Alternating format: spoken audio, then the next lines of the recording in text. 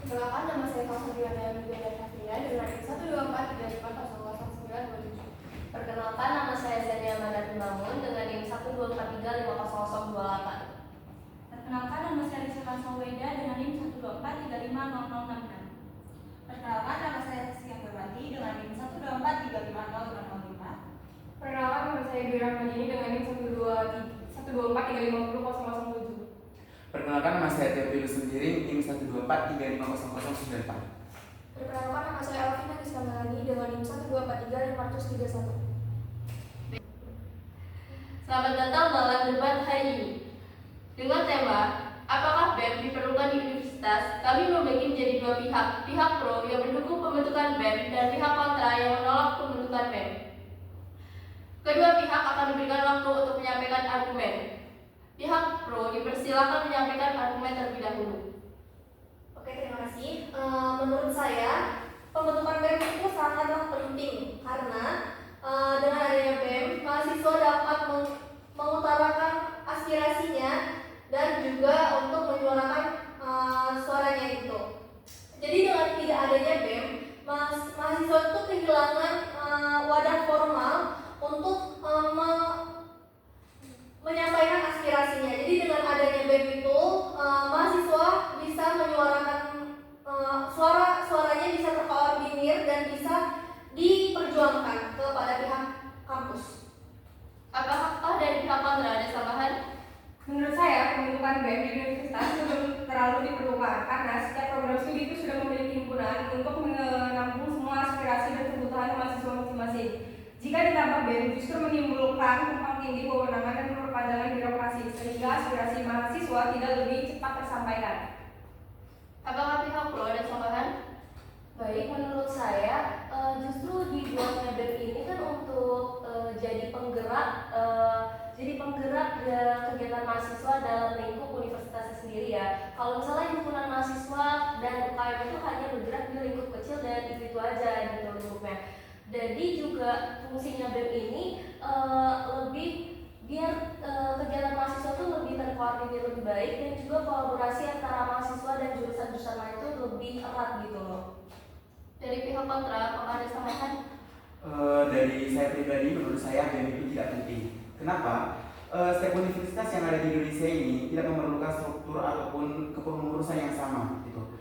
Terkadang juga ada mahasiswa, katakanlah ada mahasiswa yang membutuhkan wadah untuk menyampaikan aspirasi mereka. Untuk menyampaikan aspirasi tersebut, mahasiswa dapat menyampaikannya melalui himpunan mahasiswa ataupun lewat forum rutin gitu. Jadi menurut saya keberadaan BEM ini berlebihan gitu. Selain itu, BEM ini juga terkadang memberikan pengaruh yang tidak baik bagi mahasiswa. Terkadang juga ada beberapa skandal yang bisa mempengaruhi mental mahasiswa gitu. Jadi intinya dari saya, BEM itu tidak penting. Terima kasih. Dari pihak pro, apakah ada tambahan? Saya kurang sependapat dengan pihak kontra yang menyebutkan bahwa BEM itu tidak penting dan dianggap berlebihan.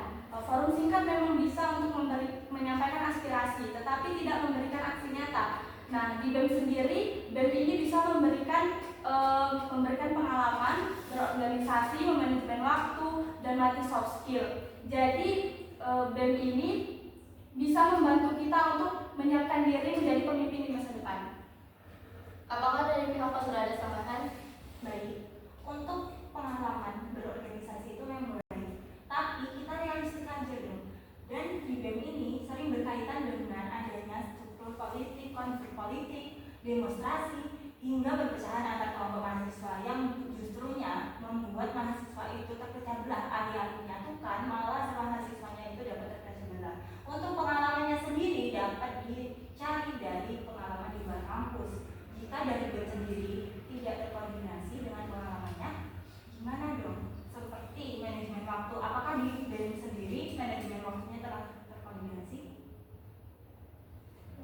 Apakah dari pihak pro ada tambahan? Mahasiswa di luar kampus, seperti pada forum regional maupun nasional. Berbeda dengan himpunan mahasiswa yang lingkupnya di dalam kampus, BEM adalah lingkupnya untuk luar kampus. Dari pihak kontra, apakah ada tambahan? Saya nilai untuk membentuk BEM itu membutuhkan sumber daya yang banyak, seperti energi, waktu, dan dana. Daripada untuk mengurus organisasi yang besar, lebih baik mahasiswa itu lebih fokus untuk prestasi akademik, riset, dan pengalaman yang menunjang karir untuk masa depan. Apakah pihak kontra ada tambahan? Ya, saya izin menambahkan. Dari pihak pro tadi mengatakan kalau manajemen waktu ataupun manajemen organisasi itu dapat dipelajari di BEM. Dari saya sendiri, manajemen waktu itu merupakan hal basic yang dapat dipelajari sendiri, nggak melulu lewat perantara BEM gitu. Selain itu juga tadi kan ada yang namanya himpunan mahasiswa ataupun forum rutin gitu. Nah, untuk manajemen waktu dan juga manajemen organisasi itu bisa dipelajari dari situ, sehingga nggak perlu melalui BEM terus gitu. Intinya seperti itu. Terima kasih. Baik, terima kasih atas argumen dari kedua pihak. Dan berbanding ini kita melihat pentingnya BEM sebagai wadah aspirasi, koordinasi, dan pengembangan diri. Sementara pihak kontra menilai keberadaan BEM berpotensi timbang tinggi, menimbulkan konflik dan sumber daya serta waktu. Keputusan apakah BEM dibutuhkan atau tidak itu tergantung dari universitas masing-masing. Baik, terima kasih atas waktunya. Untuk debat pada hari ini saya tutup. Wassalamualaikum warahmatullahi wabarakatuh.